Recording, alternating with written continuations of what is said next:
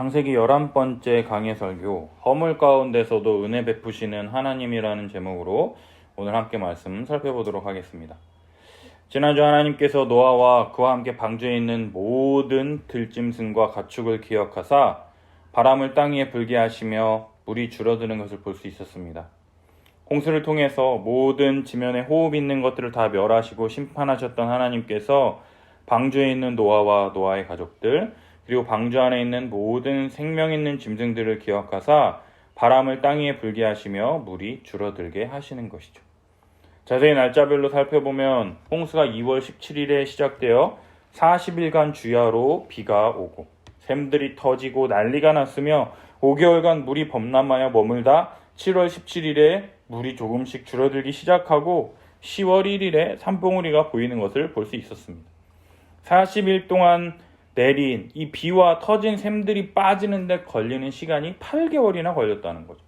얼마나 많은 물들이 넘쳐나고 생명 있는 것들이 다 빠져 죽고 아수라장이 됐을지 한번 상상해 보십시오. 그리고 그것도 다 빠진 게 아니라 5개월 만에 드디어 물이 줄어들기 시작하고 3개월이 더 지나서야 산봉우리가 보이기 시작했으니 얼마나 더디고 두려운 하나님의 심판입니까? 이런 상황에서 노아는 11월 10일에 까마귀를 보내고 17일에 비둘기를 보내고 24일에 다시 비둘기를 내보내자 비둘기가 감람나무 새 잎사귀를 물어오고 12월 1일에 다시 비둘기를 내놓음에 다시 돌아오지 않는 것을 볼 수 있었습니다.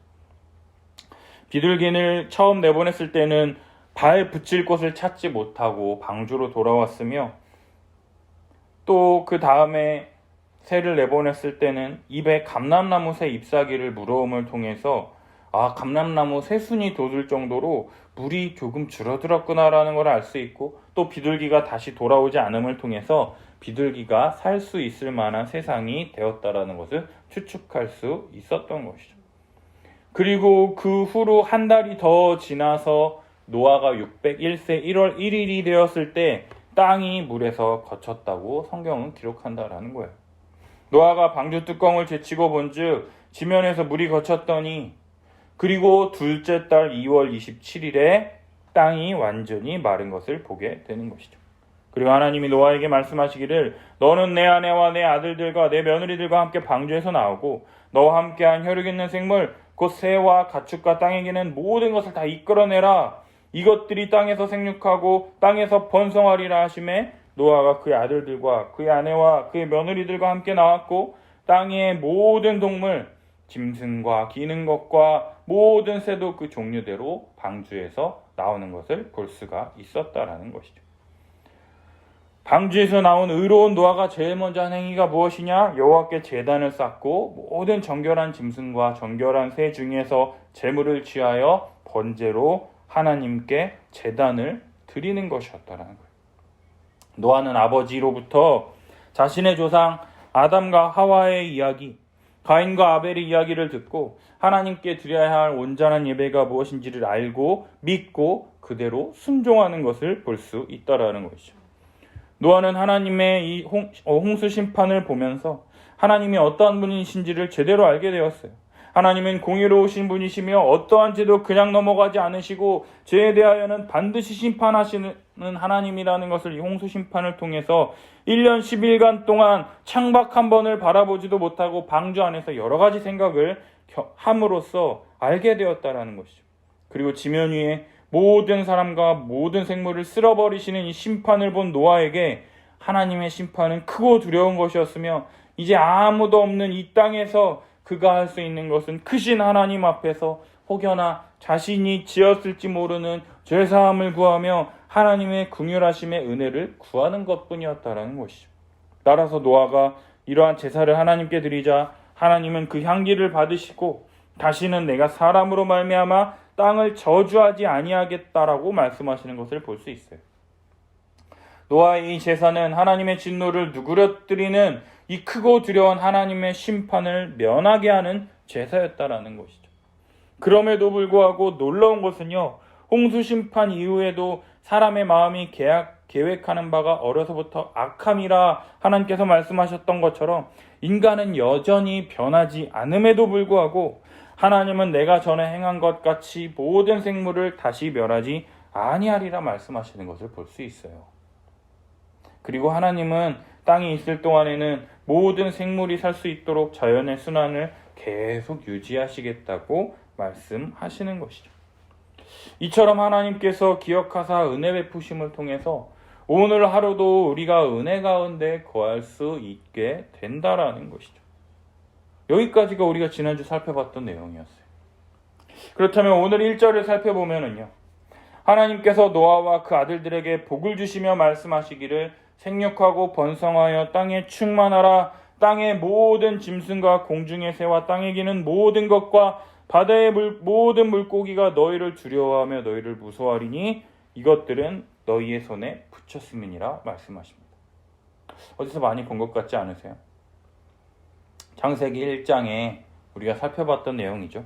창세기 1장 28절 29절 보면 하나님이 그들에게 복을 주시며 하나님이 그들에게 이르시되 생육하고 번성하여 땅에 충만하라. 땅을 정복하라. 바다의 물고기와 하늘의 새와 땅에 움직이는 모든 생물을 다스리라 하시니라. 하나님이 이르시되 내가 온 지면에 씨 맺는 모든 채소와 씨 가진 열매 맺는 모든 나무를 너희에게 주노니 너희의 먹을 거리가 되리라. 창세기 1장의 말씀과 유사점은요, 이 지구상에 유일하게 남은 노아와 그의 가족들에게 번성하여 땅에 충만하라 말씀하시며 땅과 공중에 있는 모든 생물의 지배권을 노아와 그의 가족들에게 맡기신다라는 것이죠. 노아는 둘째 아담으로서 첫째 아담에게 주셨던 창조의 언약이 그대로 유지되며 보존된다라는 것을 알 수 있다라는 거예요. 그러나 차이점이 있다면요, 땅과 공중과 바다의 모든 생물들이 인간을 두려워하며 무서워할 것이라 말씀하십니다. 왜냐하면 그들의 생사가 사람의 손에 달려있기 때문이다라는 것이죠. 오늘 아침에 지성이야 동물농장을 봤잖아요. 새끼 늑대가 어린 3살짜리부터 지금 4년 동안 지나다 보니까 맹수 같은 그 늑대가 그 어린아이 앞에서는 순한 양처럼 변하고, 또 거위 2,000마리가 그 아저씨의 말에 따라서 단체로 움직이고 멈춰 하면 멈추는, 이러한 능력을 가졌던 인간이 이제는 이 하나님께서 이 모든 생물들을 사람의 손에 맡기셨기 때문에 이제는 모든 짐승들이 인간을 두려워하며 무서워하게 되었다라는 것이죠. 창세기 1장에서 아담과 모든 생물들은 채식했다라는 것을 알 수 있어요. 하나님의 대리 통치자로서 세상을 다스릴 수 있는 권한을 가지고 있으나 살아있는 생물의 이 생명만은 자신의 생과 살을 위해서 이용하거나 음식으로 사용하는 것은 하나님께서 허락하지 않으셨어요.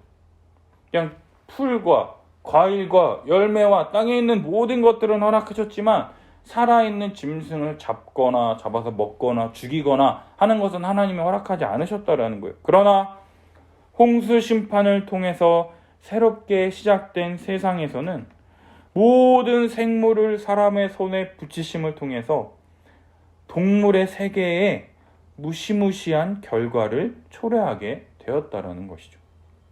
우리 이사야서 11장 7절과 8절 우리 함께 읽도록 하겠습니다.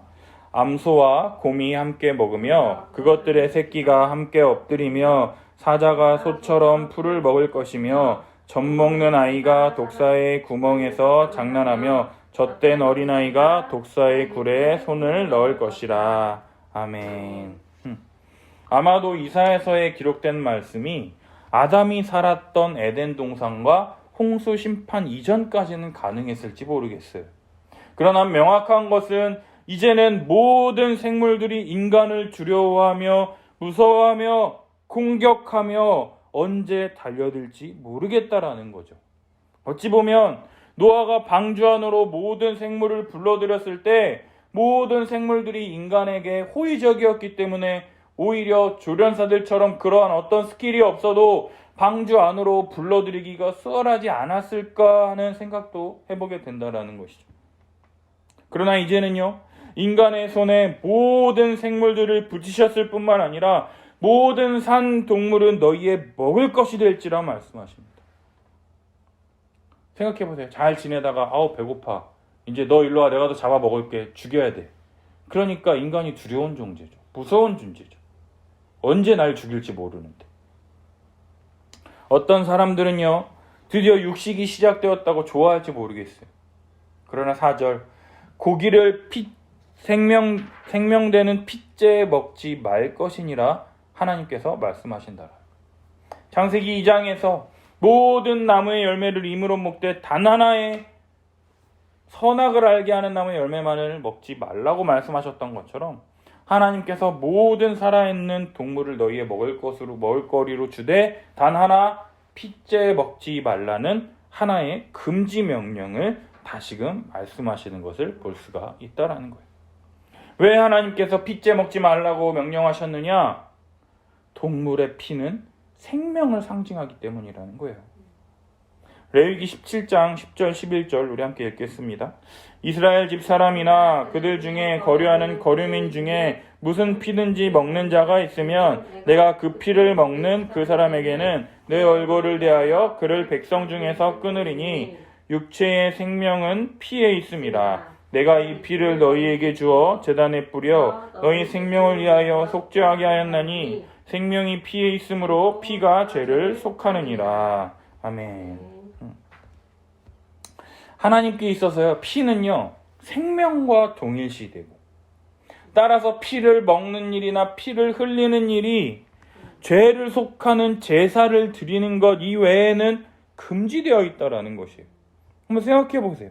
모든 생물을 사람의 손에 붙이심을 통해서 이제는 살아있는 모든 생명을 자신의 뜻대로 좌지우지할 수 있는 인간이 필요한 양식을 위하여 살아있는 생물을 잡을 수는 있지만 내 마음대로 할 수 있다고 해서 마구잡이로 고기를 잡거나 또 심심하다고 해서 동물을 죽이는 것이 아니라 땅을 다스리라, 땅을 정복하라 말씀하셨던 것처럼 하나님이 원하신 아름다운 세상을 만들기 위하여 잘 다스릴 수 있도록 함과 동시에 핏째 먹지 말라 말씀하심을 통하여 생명을 존중하고 귀히 여겨야 함에 대해서 다시 한번 말씀해주고 계시다라는 것이에요. 왜냐? 모든 생명이 하나님으로부터 비록된 것임을 다시 한번 인식하며 창조주 하나님 앞에서 인간은 하나의 피조물이라는 것을 인식함으로 하나님의 명령에 순종해야 함을 기억해야 한다라는 것이죠. 이러한 규정들이 주어진 근본적인 이유는요. 하나님이 사람을 처음 창조하실 때와는 달리 노아와 그의 가족들이 타락한 세상에서 살아가야 하기 때문이었더라는 것이에요. 하나님은 사람의 포악함과 악함을 이 땅 가운데서 제한하고자 하셨기 때문에 이러한 규정을 두신 거라는 거예요. 따라서 생명을 소중히 생각하시는 하나님께서 살인을 가장 중요한 죄로 여기시는 것을 오늘 본문 5절과 6절을 통해서 살펴볼 수 있어요. 5절 내가 반드시 너희의 피 곧 너희의 생명의 피를 찾으리니 짐승이면 그 짐승에게서 사람이나 사람의 형제면 그에게서 그의 생명을 찾으리라. 6절 다른 사람의 피를 흘리면 그 사람의 피도 흘릴 것이니 이는 하나님이 자기 형상대로 사람을 지으셨음이니라. 만일 짐승이 사람을 죽였다면 그 짐승을 죽여서 그 피값을 치르고 사람이 그랬다면 그 사람도 피를 흘릴 것이라 말씀하고 계시다라는 거예요. 이에는 이, 눈에는 눈이라고 하는 동해보복법, 동해복수법이라 불리는 이렇게 강력한 처벌을 말씀하시는 이유가 무엇이냐면 하나님이 사람을 하나님의 형상대로 창조하셨기 때문에 하나님의 형상대로 지음받았기 때문이라고 성경은 이야기한다라는 것이에요. 하나님의 형상대로 창조된 사람의 생명은 그 무엇과도 비교할 수 없는 가장 소중하고 고귀한 것이라는 것이죠. 따라서 타락하고 포악한 세상에서 하나님은 이러한 법과 규정을 통하여 하나님의 형상대로 지음받은 사람을 지키고 보호하고자 하셨다라는 것이에요. 이러한 말씀을 마치시고 하나님은 노아와 노아의 아들들에게 생육하고 번성하여 땅에 가득하며 그 중에서 번성하라 말씀하십니다. 이 생명을 귀히 여기며 하나님의 뜻과 법 안에서 하나님이 주시는 복과 안식을 누리며 살아가라 복을 주시는 것이죠. 이러한 복과 은혜를 주신 하나님께서는 노아와 노아의 아들들, 방주 안에 있던 모든 생물들과 함께 언약을 세우십니다. 11절, 다시는 모든 생물을 홍수로 멸하지 아니할 것이라는 언약인 것이죠. 노아 홍수 심판을 경험했던 노아와 그의 가족들, 그리고 모든 생물들에게는 땅을 멸할 홍수가 다시 있지 아니하리라 약속, 언약을 맺으신다라는 것이죠. 1년 10일간의 홍수 심판을 경험했던 노아와 노아의 아들들. 죄에 대해서 단호하게 심판하시는 하나님의 모습을 경험한 자들에게 다시는 물로 심판하지 아니하시겠다라는 이 하나님의 선언은 어쩌면 자신들의 작은 악도 허용하지 않으시는 두려운 하나님, 떨리는 하나님, 무서운 하나님으로 생각할 수 있었을 텐데, 이 언약을 통해서 인간이 점점 타락하고 죄를 범함에도 불구하고 창조하실 때 하나님이 인간에게 복 주시려 했던 약속들을 포기하지 않으시고 계속해서 이루어 가시겠다라는 뜻을 노아와 노아 가족들에게 나타내신 것이라는 것. 따라서 언약을 맺을 때에는 증거나 표징이 있어야 할 텐데, 그러한 언약의 증표로서 하나님께서 무지개를 보여주신다라는 것이죠. 무지개를 통해서 사람들은 무지개를 바라보면서 자라보고 놀란 것은 소뚜껑 보고 놀란다고, 무시무시한 홍수 심판을 경험한 자들에게 비가 좀만 내려도 까무라치게 놀랄 텐데, 또 홍수 시작되나 보다 까무라치게 놀랄 텐데, 무지개를 통해서 비가 오더라도 다시는 물로 심판하지 않겠다라고 하는 이 하나님의 언약을 기억하며 하나님께서 심판하지 않으신다라고 했으니 다시금 평안한 삶을 살 수 있게 된다라는 거예요. 그리고 또 하나님의 편에서는 이 무지개를 보시며 인간이 죄짓고 범죄할 때마다 다 죽여버리겠다 이러면서 개작두를 대령해라 막 이러는 포청천처럼 그런 무서운 모습이 아니라, 아 맞다, 이 무지개 있었지 하면서 다시금 영원한 언약을 기억하시는 것이라는 것. 하나님의 입장에서는 불편한 언약이에요.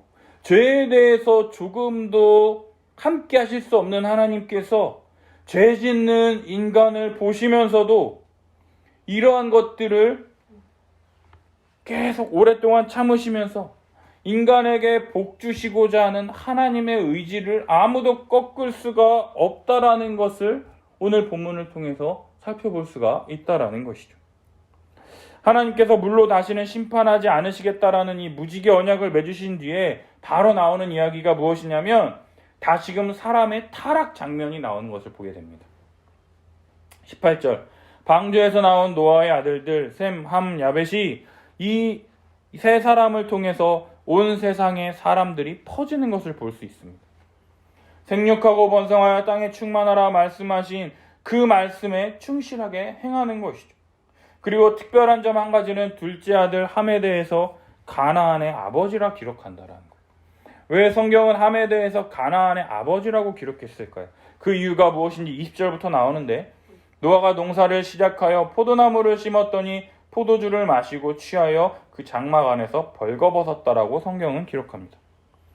가나안의 아버지 함은 아버지 노아의 하체를 보고 밖으로 나가서 그의 두 형제에게 이 사실을 알렸습니다. 그 내용만을 가지고 함이 어떠한 죄를 범했는지 우리는 알 수가 없어요. 그러나 23절, 함의 그 이야기를 듣고 셈과 야벳이 옷을 가져다가 자기들의 어깨에 메고 뒷걸음쳐 들어가서 그의 아버지 하체를 덮었으며 그들이 얼굴을 돌이키고 그들의 아버지 하체를 보지 아니하였더라라고 기록하고 있다라는 거예요. 함이 어떠한 잘못을 저질렀는지는 나와 있지 않지만 셈과 야벳의 행동과 함의 이런 행동의 대조를 통해서 알 수 있는 것은, 함은 아버지의 벌거벗은 것을 보고 비웃거나 비난함으로 죄를 지었을 가능성이 크다라는 것이죠. 술 취한 아버지 하체를 보고 그대로 놔두고 밖에 나가서 다른 사람들에게 알린다는 것은 아버지 노아에게는 수치스럽고 불쾌하며 불명예스러운 일이었을 것입니다. 또한 함이 어떤 의도로 아버지를 벌거벗은 채로 두고 밖에 나가서 셈과 야벳에게 이러한 사실을 알렸을까요? 아마도 함께 아버지의 실수와 잘못에 대해서 이야기하고 함께 조롱하고 비웃고 싶은 악한 의도가 있지 않았을까요? 24절, 노아가 술이 깨어 그의 작은 아들이 자기에게 행한 일을 알고 말하기를 가나안은 저주를 받아 그의 형제의 종들의 종이 되기를 원하노라 이야기하며 셈의 하나님 여호와를 찬송하리로다. 가나안은 셈의 종이 되고 하나님이 야벳을 창대하게 하사 셈의 장막에 거하게 하시고 가나안은 그의 종이 되게 하시기를 원하노라 하는 것을 볼 수가 있습니다. 잘못은 함이 했는데 저주는 누가 받느냐? 함의 아들 가나안이 받게 되고 축복은 셈과 야벳이 받는 것을 볼 수가 있습니다. 가나안에게 저주를 퍼부을 때 25절, 그의 형제의 종들의 종이 되기를 원하노라. 그의 형의 종들의 종이 되기를 원한다라는 거예요.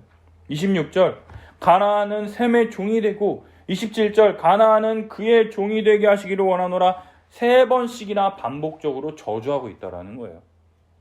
어떤 사람들은 함이 하체를 가리지 않고 형제들에게 나가서 알린 것이 뭐가 그리 큰 죄가 되냐고 반문합니다.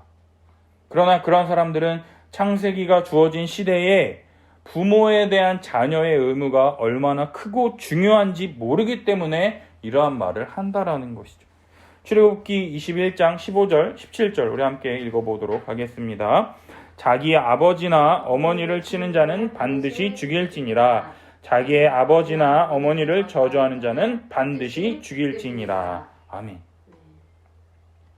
그렇다면 함이 잘못을 저질러서 함이 저주를 받는 것은 좋은데 왜 함의 아들 가나안이 저주를 받게 된 것인가? 가나안의 입장에서는 굉장히 억울하지 않겠습니까? 도대체 가나안이 누구이길래 가나안이 이러한 저주를 받게 되는 것일까요? 신명기 7장 1절과 2절 우리 함께 읽겠습니다. 내 하나님 여호와께서 너를 인도하사 내가 가서 차지할 땅으로 들이시고 내 앞에서 여러 민족과 헷 족속과 기르가스 족속과 아모리 족속과 가나안 족속과 브리스 족속과 히위 족속과 여부스 족속과 곧 너보다 많고 힘이 센 7 족속을 쫓아내실 때에 내 하나님 여호와께서 그들에게 내게 넘겨 내게 치게 하시리니 그때 너는 그들을 진멸할 것이라. 그들과 어떤 언약도 하지 말 것이요 그들을 불쌍히 여기지도 말 것이며. 아멘. 가나안이 누구냐면 가나안 땅을 점령하고 있는 가나안 족속들의 조상이라는 거예요. 광야에서 가나안 땅에 들어가기 전에 모세로부터 이 광야에서 이 창세기 이 아브라함부터 이어진 이 이야기를 들은 이스라엘 백성들에게는요, 자신들이 들어갈 그 땅에 있는 이 사람들을 물리치고 이 땅을 차지하게 될 텐데 우리가 과연 그들을 물리칠 수 있을까? 아니면 우리가 걔네들을 또 못 치고 또 이렇게 종살이 하다가 또 이렇게 죽는 건 아닌가? 굉장히 두려웠겠죠. 그러나 그렇기 때문에 이러한 그 광야에서 모세를 통해서 이 창세기의 이야기를 듣고 있는 이 이스라엘 백성들에게는요, 이 함의 후손인 가나안이 저주를 받음을 통해서 저주받은 자의 저주받은 후손인 가나안 족속은 반드시 멸망하게 되고 이스라엘이 승리하게 될 것이다라고 하는 확신을 갖게 될 수 있다라는 것이죠.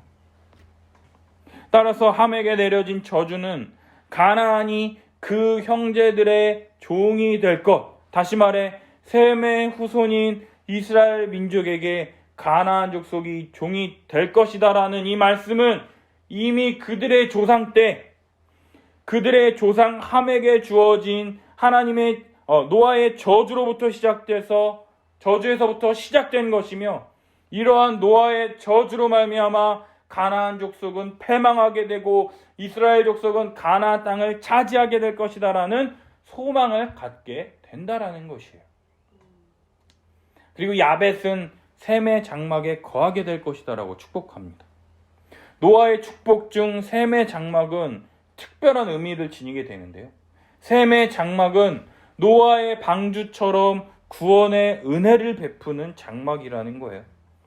셈의 후손들의 족보를 살펴보게 되면은요, 우리가 계속해서 창세기를 읽어보면서 살펴보게 되겠지만 셈의 족보에서 아브라함이 나오고요, 또한 예수 그리스도가 나오는 것을 볼 수가 있다라는 거예요. 다시는 홍수로 멸하지 않겠다라고 하는 이 약속을 베풀어 주심을 통해서 인간에게 복 주시려고 하는 이 계획을 꺾지 않으시는 하나님께서 셈의 후손인 아브라함을 통해서 언약을 계속해서 맺으시고 그 언약의 성취인 예수 그리스도 안에서 모든 사람이 구원을 얻게 되는 놀라운 하나님의 나라의 안식을 누리게 되는 이 놀라운 은혜가 셈의 장막을 통해서 계속해서 이어지게 된다라는 것이죠. 이 얼마나 놀라운 은혜입니까? 이 은혜가 오늘 우리에게도 동일하게 주어지고 있다라는 것이죠.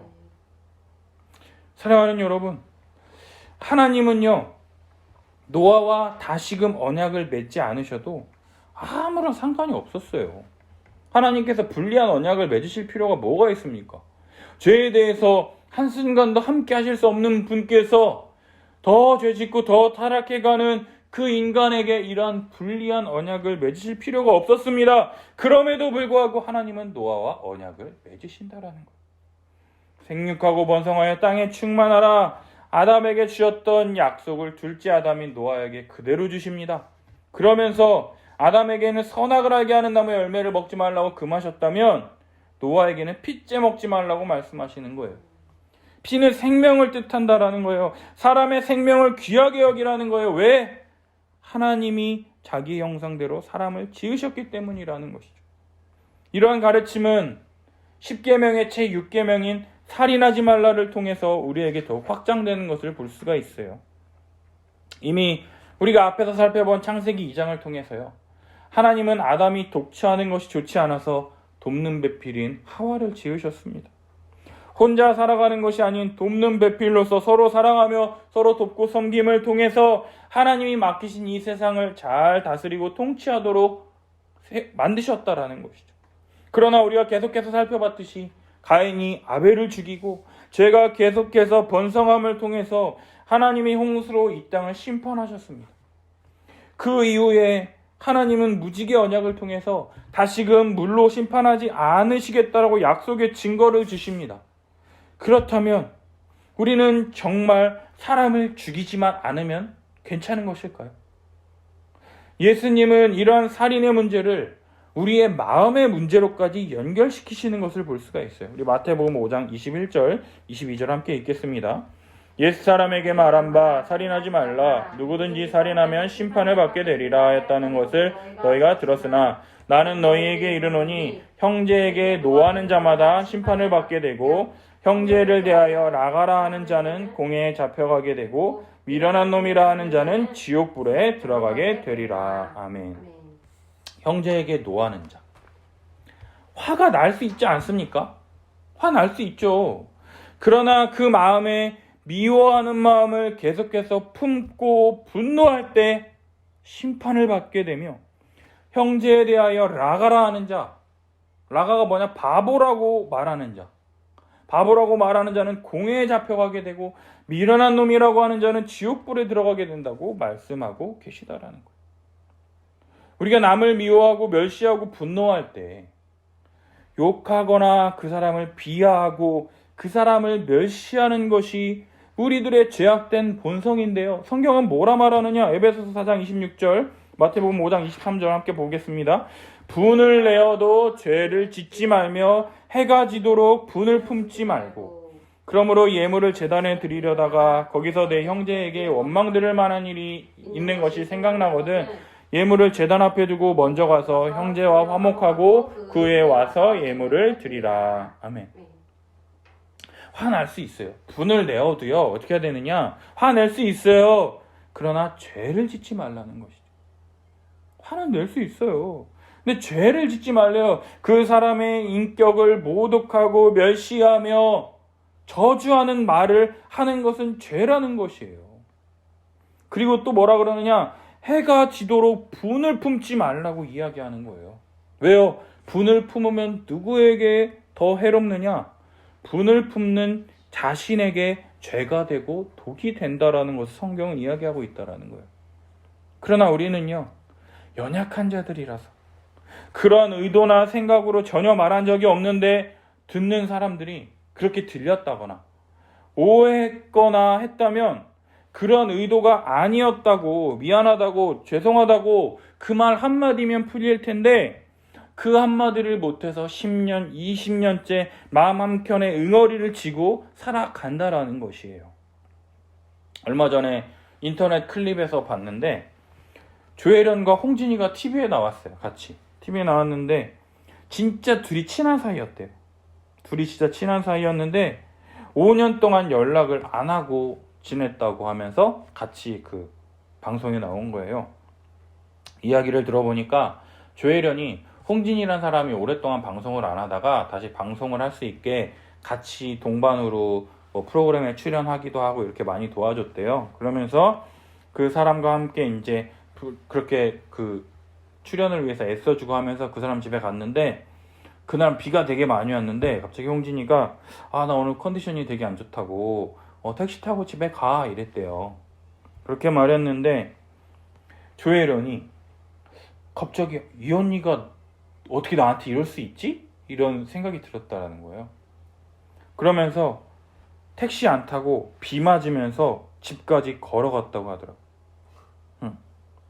그러면서 내가 이 언니랑 다시는 연락하나 봐라. 이를 악물고 5년 동안 연락을 안 했다고 하더라고요. 이 얼마나 어이가 없습니까? 그러면서 그 TV에서 언니 내가 왜 언니한테 5년 동안 연락 안 했는 줄 알아? 그러니까 그 얘기를 하니까 홍진이가 뭐라는 줄 알아요?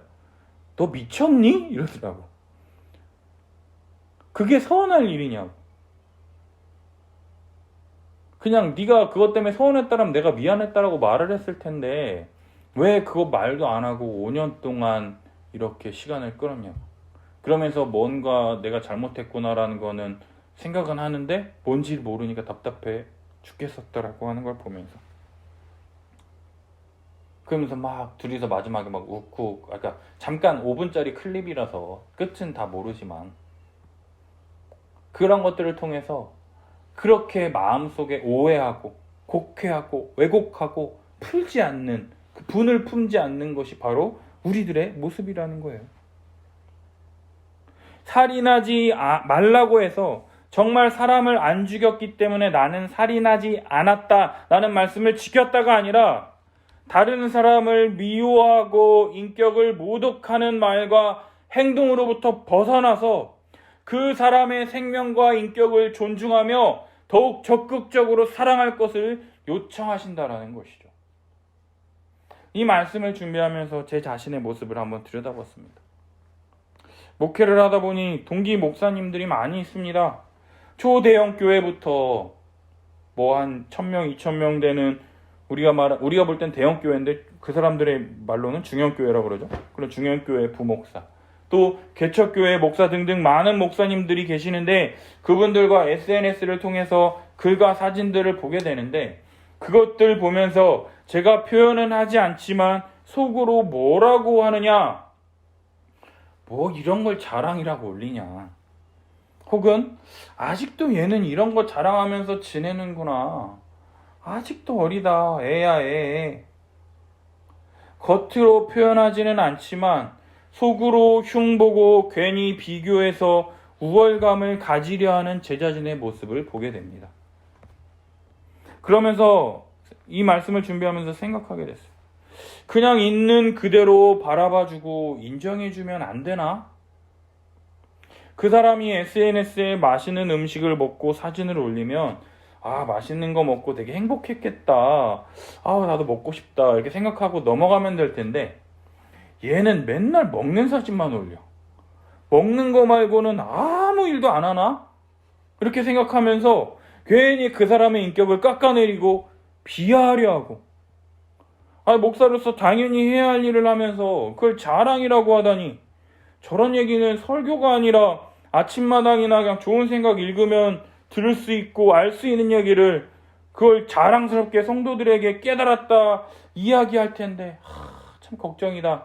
복음도 모르면서 저런 이야기나 주저리 하고 있다니 참 걱정이다, 걱정이야 하면서 제 자신은 SNS에 애들하고 놀았던 사진 올리고 먹은 사진 올리고 제가 한 사역을 자랑스럽게 포장하고 으스대는 것을 보면서 살인이라는 것이 칼로 죽이고 말로 사람을 죽이는 것뿐만이 아니라 한 사람의 인격과 명예까지 존중해 주는 것이 살인하지 않는 것이구나라는 것을 요즘 깨닫게 된다라는 것이죠.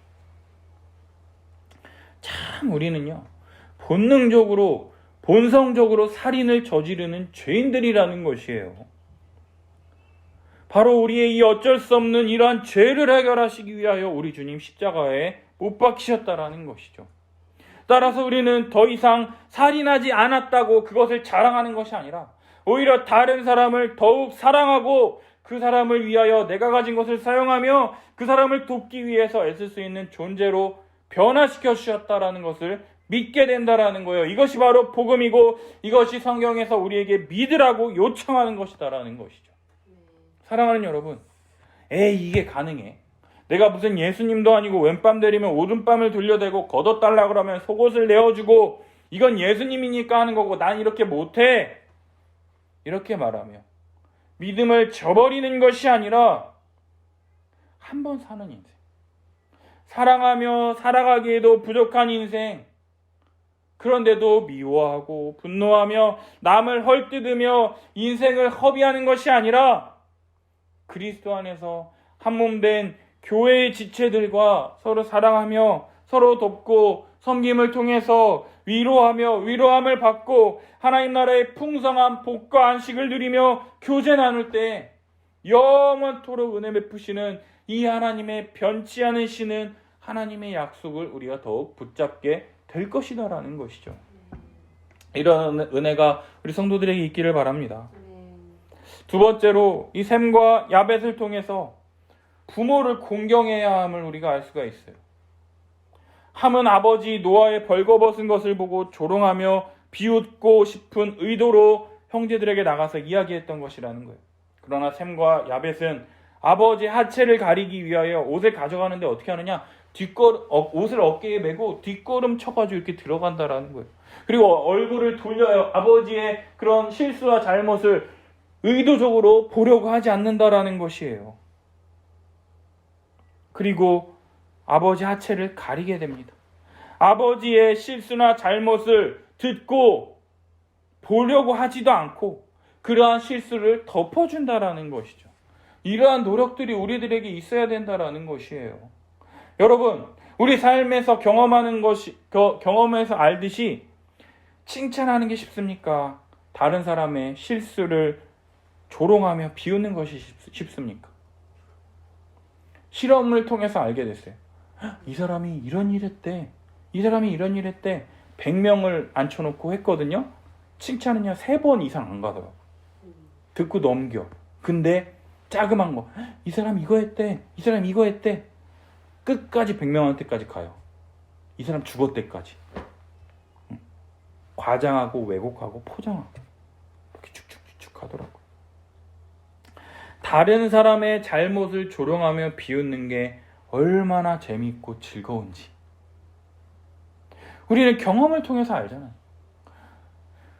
같이 있을 때 그 한 사람이 가면 그 사람 씹는 게 우리잖아요. 같이 있다가도 그 한 사람 잠깐 화장실 가면 걔는 왜 이래 이러면서 이 사람 씹고 오면 또 아무 일 없었다라는 듯이 지내고. 그런데 그러한 실수나 잘못이 다른 사람이 아닌 우리 부모님의 모습을 통해서 드러났다면 어떻게 하시겠습니까? 친구나 아는 사람이 그러한 실수를 저질렀다면 그것을 이야기하고 웃으면서 조롱할 수 있어요. 그러나 그것도 성경은 죄라 그런다고 그랬잖아요. 그런데 그 대상이 우리 부모님이라면 어떻게 하시겠냐라는 거예요. 지금은 없어졌지만 KBS에 그 안녕하세요라는 그런 프로그램이 있었잖아요. 거기에 별의별 사람들이 많이 나오는 것을 볼 수 있었어요.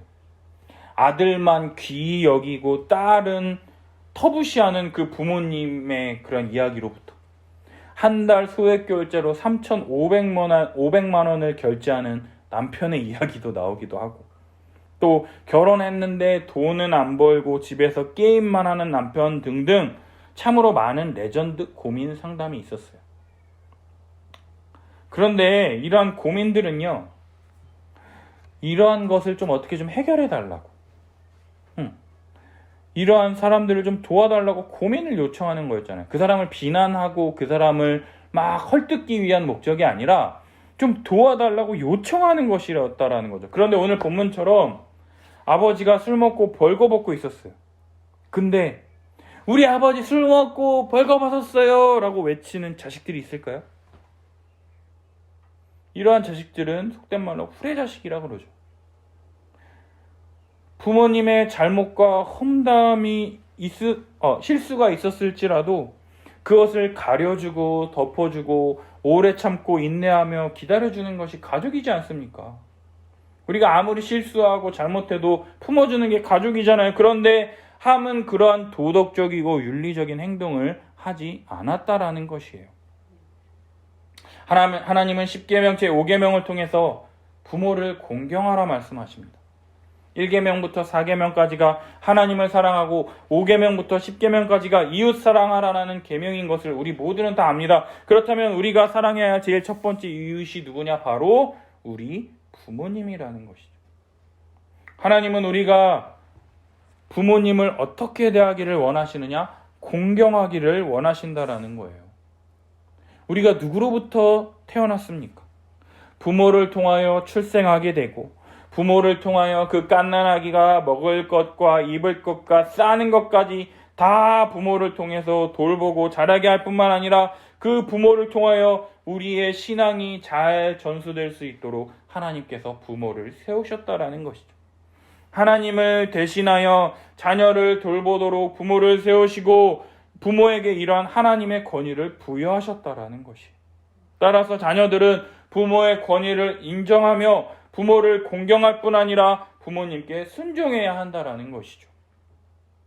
하나님이 부여하신 권위를 가진 이 부모님을 공경하고 순종하는 자녀에게 하나님께서 어떠한 은혜를 베풀어 주시느냐? 신명기 5장 16절 함께 읽어보겠습니다. 너는 내 하나님 여호와께서 명령한 대로 내 부모를 공경하라. 그리하면 내 하나님 여호와가 내게 준 땅에서 내 생명이 길고 복을 누리리라. 아멘. 하나님께서요, 하나님 여호와가 내게 준 땅에서 내 생명이 길고 복을 누리리라. 장수의 복을 허락해 주신다라는 거예요. 부모를 공경하라는 하나님의 뜻에 순종하여 부모를 공경하는 자에게는 하나님이 주시는 땅, 그게 뭡니까? 바로 하나님 나라죠.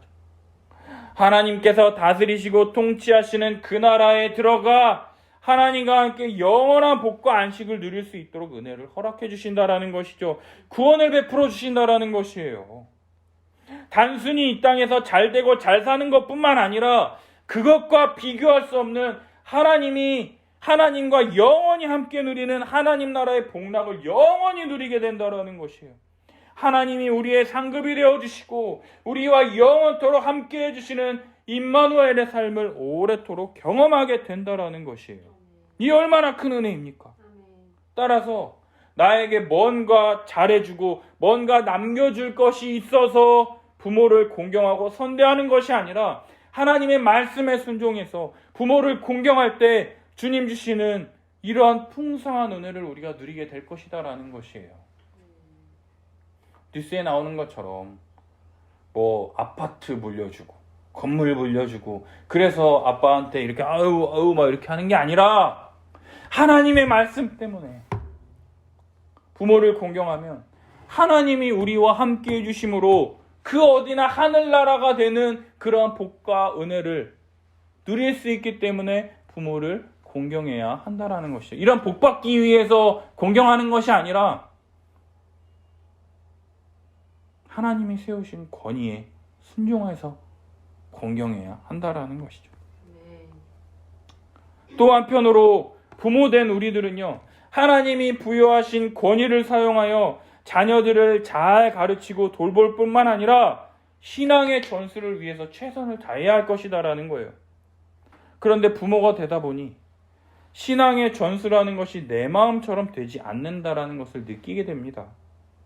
나 혼자서만 잘해서 되는 것도 아니고 사회적 분위기나 이런 주변 환경의 영향을 받지 않을 수가 없기 때문에 주님의 은혜를 구해야 하는 것이라는 거예요. 따라서 자녀들이 머리 컸다고 순종하지 않고 말 듣지 않을 때 강압적으로 순종을 요구하거나 교회 안 나가면 용돈 안 준다 이런 식으로 억지로 교회 나가는 것으로 신앙을 유지시키는 것이 아니라 자녀들에게 본이 될 수 있도록 부모 스스로가 애쓰며 노력해야 한다라는 것이에요. 에베소서 6장 5절 함께 읽겠습니다. 또 아비들아 너희 자녀를 노엽게 하지 말고 오직 주의 교훈과 훈계로 양육하라. 아멘. 예전에는 부모를 공경하라 이것에만 눈이 갔었다면요, 이제는 두 아들을 키우고 있는 저로서는 자녀를 노엽게 하지 말라라는 말이 가장 두려운 것 같습니다. 주님 주신 권위를 나의 명예와 가정의 평화를 위하여 사용하는 것이 아니라 오직 주의 교훈과 주의 훈계로 양육해야 함을 날마다 깨닫고 있다라는 것이죠. 사랑하는 여러분, 정말로 우리 자녀들을 노엽게 하지 않으면서 오직 주의 교훈과 훈계로 양육하고 계십니까? 요새는 자녀를 때리지 않는 것에 있어서, 자녀를 때리는 것에 있어서 부정적으로 인식하는 세대와 분위기 속에서 자녀를 때리지 않는 것만으로 만족하고 계시지 않습니까? 난 참 인격적인 아빠야. 나는 그래도 대화하려고 하는 아빠야 하면서 스스로 만족하고 있지는 않냐라는 거예요. 정말로 아이들에게 주의 교훈과 훈계로 양육하고 계시냐라는 것이에요. 좋은 게 좋은 거다. 때가 되면 다 알겠지 하면서 그냥 어물쩍 넘어가면은요, 아이들이 부모님의 품을 떠날 때가 되었을 때 더 이상 부모의 가르침을 듣지 않게 된다는 것을 잊지 마시기를 바랍니다. 내 품 안의 자식이라고 데리고 있을 때에야 내 말 듣지, 떠나고 나면 아무리 잘못됐다 가르치고 반대하더라도 절대로 듣지 않는다라는 거예요. 따라서 때와 시기라는 것이 중요하다라는 거예요. 따라서 어렸을 때, 내 품 안에 있을 때 가정에서의 신앙교육이 정말로 중요하다라는 것이에요. 교회 가고 예배 드리는 것만으로 만족하는 것이 아니라 배운 말씀과 교리들이 우리 아이들의 삶 속에서 중심이 되며 믿음으로 살아가고 있는지 점검하고 다시금 가르치고 또 가르쳐야 한다라는 것이죠. 수학 문제 한 문제 틀리면 난리치고 영어 잘하라고 영어 학원 보내는 것만 신경 쓰는 것이 아니라 우리 아이들의 신앙 교육도 그만큼 관심 갖고 신경 쓰고 가르쳐야 한다라는 것이에요. 사랑하는 여러분, 부모는 아이들의 거울입니다. 말로만 하나님 사랑하고 마음의 중심에는 하나님 사랑하지 않으면서 아이들에게는 하나님 사랑하라고 가르치는 것이 아니라 나 스스로가 하나님의 영광을 위하여 살고 있는지 스스로 점검하고 스스로 살핌을 통해서요, 그러한 삶의 태도와 자세들을 아이들에게 보여주게 될 때 그것이 살아있는 참 신앙교육이며 가정에서의 신앙교육이라는 것이에요. 부모가 어렵고 힘든 상황 속에서 정말로 기도하고 무릎 꿇으며 하나님의 뜻에 순종해서 선택하며 믿음으로 살아가는지, 아니면 세상 사람들과 별반 다르지 않은 가치관을 따라서 선택하는지, 아이들은 부모의 하는 모든 것을 보고 배운다라는 것을 우리는 잊지 않고 하나님 앞에서 은혜를 구하며 하루하루 믿음으로 살아가는 우리 성도들이 되시기를 예수님의 이름으로 축복합니다. 주의 훈계와 양육으로, 주의 교훈으로 양육할 때만 우리 아이들이 바르게 자랄 수 있다라는 것이죠. 우리 함께 기도했으면 좋겠어요. 첫 번째로 하나님은 노아와 노아 아들들에게 생육하고 번성하여 땅에 충만하라 말씀하시며 모든 생명을 인간의 손에 붙이십니다. 그러면서 고기를 핏째 먹지 말라 말씀하셨습니다. 하나님의 형상대로 창조된 인간의 생명을 귀히 여기신다라는 거예요. 하나님께서 귀하게 여기시는 한 사람 한 사람을 우리들은 어떻게 대하고 있는지 한번 생각해 봅시다. 살인하지 말라는 것으로 만족하는 것이 아니라 다른 사람의 인격과 생명을 존중하고 귀하게 여기는 것이 진정으로 살인하지 않는다라는 것이에요. 우리들 가운데 다른 사람을 미워하고 원망했던 것들이 있다면 회개하고 용서를 구하는 주님의 은혜를 구했으면 좋겠습니다. 그리고 두 번째로 하나님은 노아와 노아 아들들에게 다시는 물로 심판하지 않으시겠다라는 하나님의 입장에서는 불리한 언약을 맺으십니다. 그 이유는 인간에게 복 주시려는 하나님의 계획을 취소하지 않으시겠다라는 거죠. 그럼에도 불구하고 인간은 부모를 공경하지 않는 죄악을 계속해서 저지르는 것을 볼 수가 있습니다.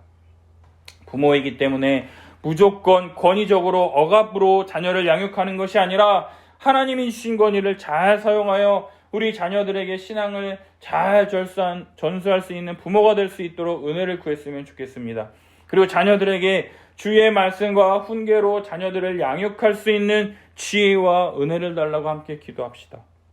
하나님을 멀리하고 세상의 가르침을 따르라라고 하는 이러한 시대와 문화 속에서 하나님의 말씀만이 우리의 진리이며 우리의 나침반이 될 수 있도록 우리 아이들을 지켜주시고 우리 가정에 우리 교회에 은혜를 부어달라고 우리 함께 기도하며 나아갔으면 좋겠습니다. 기도하겠습니다. 주여